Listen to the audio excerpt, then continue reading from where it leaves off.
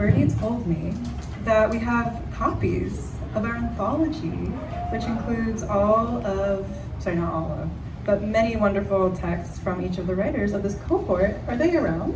They are at the counter for purchase. They're at the counter for purchase. They are $20 flat. $20 flat? No, you don't do tax here. Not in our cohort. We don't pay those. Amazing. So the CalArts Anthology, which we have a beautiful title and cover and some artwork that was all designed in-house. Oh, look, okay. It's a demo. Beautiful. Satellite Dreams is its name. So yeah, you don't even have to be a part of this reading. If you hear my voice and you are somewhere else in this beautiful space in the well, you can still purchase this collection at the counter. All right, last and certainly not least, our gracious host as well, the one who's been organizing so much of these readings and just the end of our semester, or sorry, our final year together, Caroline Vasquez. Come on up.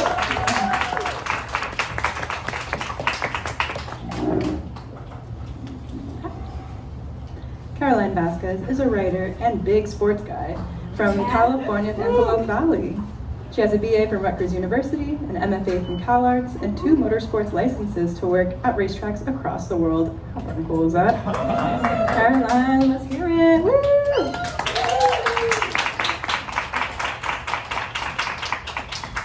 Also, just a big hand to Ariane for emceeing. And if you like what you're hearing and want to hear more of our cohort, we have 2 readings next week. On May 1st at Reverie Bookstand in Echo Park, and May 2nd at Junior High in Glendale. So some of the wonderful voices you see around you will be reading some of their works that you might see in the anthology. Alrighty. I'm going to be reading from my essay Hazards, which is in that anthology.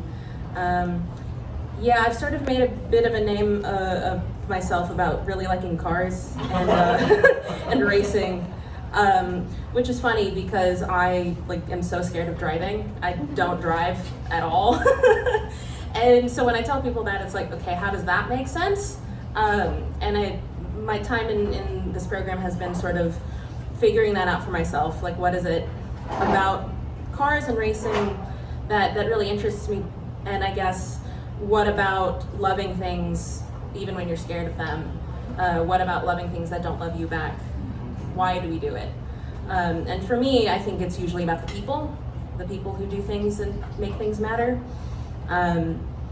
So this piece does a little bit of that, I think. So this is called Hazards. There are times when I sit in someone's car and think I can see the other side of my fear, where cars seem drivable. I can pilot a passenger vehicle and keep it on the road, within painted lanes, pointed forward at speed until I reach my or any destination. The sense is sharpest when I marshal track events at Buttonwillow and Willow Springs, my home tracks as a Cal Club member. Competitors and regular road drivers alike can sign up to test the limits of their everyday car, or simply cruise down the straights and sweeping curves of these desert tracks. On a race weekend, I watch them from my assigned post and feel something stir, rev even. I could do that too, I tell myself. Give in to the open road. The kind of freedom that car commercials and countless movies have told me throughout my life is not only appealing, but self-actualizing. Driving, especially in California, is a skill. It's living. It's a skill, status symbol, means of transport, and mechanism of control. All things I value and would like to have, and could, and yearn for. But then it rains, and that sense dims, clouded over until it retreats. Not for the first time. The traffic heading opposite of us on the northbound 14 was moderate. Their headlights wash our emptier roads in streaks of stark white and warm yellow and neon green, smooth and shiny like oil slick. Both the reflective lane markers and the painted lines were incredibly difficult to see. At least when we only had the Auto Mall and Costco to guide us, the roads were mostly straight and even, not twisting or rapidly changing elevation. There was stuff still, but the rest of the southbound 14 wrapped around mountains and dipped into the canyons between them like a roller coaster track, the kind of road that was already nervy in clear, dry, broad daylight. My throat tightened, and my hands started to sweat. I fumbled the grip on the plastic bag that held our gloves, feeling it slide off my thighs into the depths between my shins and my backpack. I jerked my right hand forward to stop it, and did, but the crinkling from my catch made me wince with my full body, as if even the smallest noise out of place would set off a chain of consequences resulting in us crashing, or worse. The bag hung from my knees, dangling. Anyone who's driven with me in their passenger seat has likely witnessed my similar reaction to what I would imagine is, to them, minutiae. Stopping a loose water bottle clinking in the cup holder, or snapping my head toward a mechanical sound I can't place and have never before cataloged. Leaning away from my door as we stroll through a road, I don't know why my eyes are burning. Leaning away from my door as we stroll through a road with street parking, as if impact is imminent. Admittedly, this last one has happened. My friend Mukta did come too close to a street parked car with its driver's door open the one time I visited their New Jersey hometown, and the speed of the contact recoiled our passenger side mirror. We fled into a grocery store parking lot, and Mukta called their dad to fix the mirror that was wedged too far into itself for us to yank back into place. But a water bottle is a minor annoyance, and incidents like the New Jersey side mirror are uncommon. The fact I wrote the line about street parking and could only recall one blunder that left physical proof should instill in me placidity, if not confidence, in those who so kindly bring me places. I don't know what to tell you, why that's not the case for me. When I'm inside a car, I'm never not aware that, according to the CDC, a motor vehicle is a machine that causes the third most accidental deaths in the United States. I'm also hypersensitive to the drivers who have, time and again, on purpose, made poor decisions that kill people. In the northernmost part of Lancaster, the 138 freeway stretches from east to west, overlapping several local streets without stopping. Where it intersects 68th Street West, crosses, signs, and sets of lights sit at each corner, because that junction has claimed countless lives, inadvertently and decisively, including those of two boys I went to high school with, and that of my neighbor, an older widow who was taking her grandchildren to school one morning. The grandkids survived somehow. I suppose really it's a combination of man and machine, and outside forces, and shit luck, and terrible timing that sets me off. Which is to say that if everything has the potential to be life-ending, no single thing should stop me from living and enjoying my life, or at least being careful behind the wheel, should I choose to sit there one day. I can know these things in my head, and feel in my heart that we'll be fine. But this is not what I'm thinking about when I'm inside a car. I'm in the passenger seat of my friend's sedan with a jammed side mirror and racing heart. I'm 6 years old, in the back seat of my parents' old blue Chevy Trailblazer, with my dad at the wheel as my family is on a mountain road on our way home from somewhere and are almost killed, or so he's told me since first writing this essay. I'm a high school freshman in my best friend's dad's minivan, riding us down a steep series of hills, bisected by a decommissioned railway that causes the same gravity loss feeling of an airplane takeoff when you drive over it, braced into the fetal position, but trying to be chill about it, because I'm still at the age when that sensation makes me want to end my life, and I make this drive regularly. I'm in Tia's 10-year-old's blue Honda Civic as it's battered by rain, shrieking into myself because I couldn't hold on to a fucking shopping bag, and subsequently imagined its sound distracting Tia, and us then careening into the center divider, or sliding toward the shoulder like the cars at Buttonwillow, never making it to Culver City, much less Las Vegas. Every time I'm inside a car, I'm ready for the worst. Even when the drive is smooth and I trust the person making it, I think about what if. I almost want the worst to happen so I could say at least I was prepared. I faced my fear head on and it won. Head on collision, dead at the scene. Justified. In my ears, the crinkling sound had been deafening. The first domino to fall in a catastrophic internal crash out. But Tia didn't notice. Or maybe she did, tracking my movements again, but deciding this was insignificant in the grand scheme of things. I'm famously jumpy, not a worry. She's too good of a driver to have acknowledged it, I realized. Her focus was on the road ahead, but the same way it had been before dinner, and ever since I'd known her. At the highest parts of the 14, southbound traffic was sporadic. A concrete median separated us and the northbound lanes, and wispy stratus clouds hung a low ceiling, both of which directed oncoming headlights upward. Each passing vehicle was domed and blinding will-o'-the-wisps, phantoms of motors past. While the spectral procession marched by, we plunged further into darkness. I've never claimed to be afraid of the dark, the way I'm open about driving and my other fears. Though I know that's not true, I am scared of the dark. It's just that I'm more scared of other things that could happen under cover of darkness, like home intruders, or gas leaks, or a bullet to the head. Those fears, irrational as they may be, at least have reasons. But being scared of the dark is for children, I'm told. Turn a light on. Know where you're going. Okay, well, here we were on the road, haloed by lights pointed in our target direction. South, to Tia's apartment, a place whose location she certainly knew. There was the fear still, deep and primal. I could barely see, and I had so much more time and room to look. The thought of being in the driver's seat at that moment nearly paralyzed me. How foolish I had been to ever think this was doable for me. Driving, being fearless. I could have vomited, jumped out the window. Cut to Friday night of the Vegas Grand Prix, where it was once again raining. I had my head and left shoulder sticking out my Marshall window during F1 qualifying, looking upstream at the cars coming toward my post, bracing through spray in case I needed to flag a slow car. Suddenly, one of the green Sauber cars kicked up an asphalt pebble that bounced off my left eyelid. I pulled back, but my vision didn't leave the track. I signaled my post chief, sternly telling him to get me the yellow lens plastic goggles he'd offered to let me borrow earlier in the week, so I could put them on between quali sessions. The rock didn't sting or bruise, but that was the first time while marshalling that I took enough damage to need to add extra protection. I started thinking again of my post chief's fun fact earlier that day, that the golden windows in the fences we worked out of were the high, narrow, rectangular size they were because one time, at a race in Australia, a tire shot off a car and rocketed through the then wider window, obliterating a corner worker. This was just a glancing blow. It could have been worse. As my team's blue flagger in Vegas, I had to be the one most ready to bail and protect my post chief, my radio communicator, and my yellow flagger, all of whom frequently looked downstream at the cars zooming through our zone, if a vehicle were to hit the wall approaching our turn and shoot toward us. Each time a driver entered my line of sight, I mentally ran over the escape call and envisioned the scenario. It'd be different from when I had to bail twice at Willow Springs in May. Then, one of my posts was on the descending side of a mountain face, feet from the track, completely exposed. Those cars raced at lower speeds, but still could have ground me into dust. F1 cars are no joke. See all the articles about high-profile Marshall near misses in 2025 alone. I could never do intervention. Marshalling is a dangerous hobby, one that has killed and threatens to again. If something were to happen in Vegas, I would have thrown my yellow flagger and myself to the ground and yelled something like, "Move!" or "Down!" giving my post chief and comms just enough notice to dive. But the escape call never came.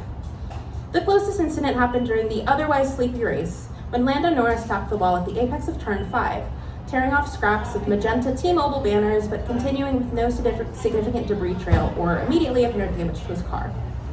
I reported the impact to my post chief, then my comms person, Rissa, on the same team as me for the first time since she got me into marshalling.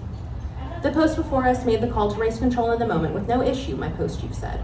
Still, he commended me for catching something he couldn't see, which was a pretty great consolation.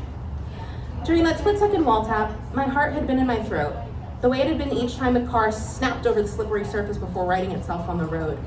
But it was worse because it was my driver, fighting a fierce championship battle in need of every point he could get. In the short lifespan of this iteration of the Vegas Grand Prix, Lando had a rough history, crashing badly enough on lap 4 of the inaugural 2023 race to end up in the hospital. This time, there was no danger to legitimize my proactive anxiety, but I was as prepared as a cornered marshal could be. And because I was prepared, someone noticed and said thank you. I could swallow my heart, then move on. Worried for a time, but not scared. Somehow, never scared. I don't know what to tell you. Like, driving terrifies me, but not marshalling. Maybe it's because I'm not the pilot of a multi-ton machine whose choices could cost lives, and whose increasing protections may never be enough. That's what I've been telling people when I mention that I've never sat behind the wheel, but can't explain my inner workings. I've asked many drivers in my life whether they actively feel the weight of their responsibility to deliver themselves and other people safely, and if not, why and how they stop thinking about how the failure to perform this duty can be fatal. Whether they've ever thought about it at all. I'd always have to do a good job so the people I love can live. Meanwhile, the other people on the road don't care. Or if they do, they show it in truly awful ways. I read a Tumblr post about this once. The original poster described driving like piloting a mech, in that the car becomes an extension of one's body. So their muscles micro-adjust to perfectly move the vehicle while the rest of their attention is on the road, but also on talking or singing along to the radio. Someone reblogged this post in absolute horror, saying they hated driving because they were always aware of the danger, the separation between flesh and metal. No wonder I hate driving, they wrote. Everyone else is having a fun Carsona drift experience while I'm strapped into the pilot seat of a complicated memory game whose penalty for losing is dismemberment. A third poster pasted someone else's tags on a set of tags on the post, including the following. Most people use music memory. Our brains are designed for tool use in a way that permits physical mapping to anything attached to our bodies, whether it's a sword, a prosthesis, or entire ass vehicle. I will wince or duck if I veer too close to things with my LLV because that's my head or shoulder, not the roof or mirror arm. Person 2 replied, positing that their misgivings about driving may be neurological, a result of low proprioception, the sense of self-movement, force, and body position. Combined with low dexterity and undiagnosed ADHD, I suspect I'm just not cut out for that car life, they concluded. But it's so interesting to have that revelation. It's not a moral failing, it's just so much more fun for other people.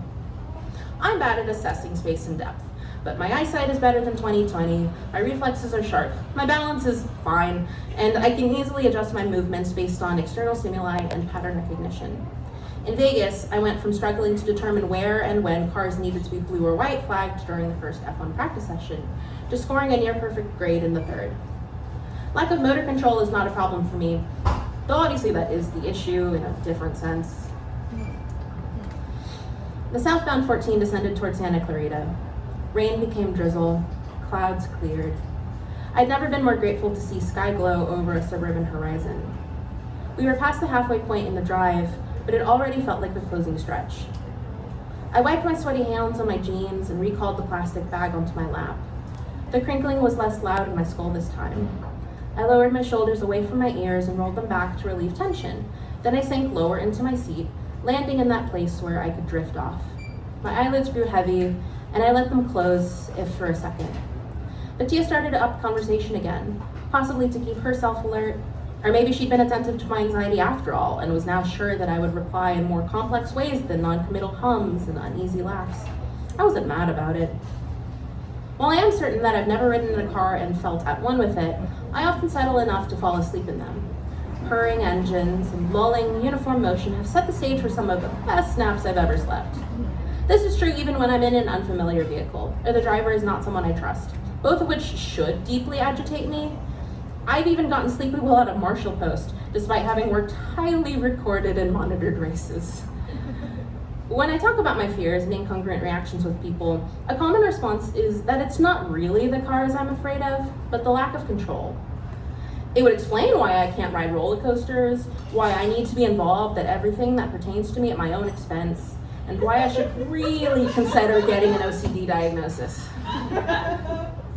Fearing a lack of control would mean I can actually learn how to drive and become incredibly comfortable with a car of my own, knowing its ins and outs and internalizing how it operates on the road, getting a handle on a majority of my manageable variables. Sure. But then the scope would shift outward again, to every other driver and every other decision they could make that I would not have any say over or enough foresight or bandwidth to account for every possible countermove. Not that anyone can or should do that, but I would definitely try. Otherwise, what's the point? Everyone I love will be killed by my hands. This might also explain why marshalling has been such a natural fit for me. I'm proactive and well attuned to my senses. I take instructions like a champ. At almost all times, I have anywhere from a partner to a full team stationed at a post with me to further ensure the safety of myself, them, the racing drivers, and spectators. Fearing a lack of control assumes a lack of capability in the hands of another, so it's imperative that I am involved in maintaining regulation, caution, and well-being. As far as race cars are concerned, no better person to do that than a corner worker, a flag marshal no less. The late Amy Krauss Rosenthal described her thought process near the end of flights in one of the entries of her book, Encyclopedia of an Ordinary Life. She wrote, "When the captain announces we're beginning our descent, and we're still pretty high above the city, I'll think, if the plane went down now, we would definitely not be okay. A bit lower, and no, we still wouldn't be okay. Maybe now. Now we might be low enough that if it crashed, we might be okay.